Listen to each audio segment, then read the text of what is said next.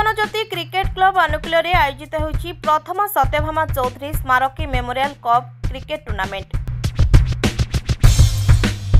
तृतीय दिवस अवसर में कलापथर स्टेट बैंक शाखा परिचालक ऋषिकेश बेहेरा मुख्य अतिथि भाव योगदान करथिबा बेले जीवनज्योति क्रिकेट क्लब वरिष्ठ सदस्य प्रसन्न कुमार साहू और संजीव कुमार राम मंचासीन थिले। तृतीय दिन में कलिंग टाइगर खोर्धा और मंचेश्वर क्रिकेट क्लब मंचेश्वर मध्य होइथिबा मैच रे मंचेश्वर दल विजय हासिल करिछि।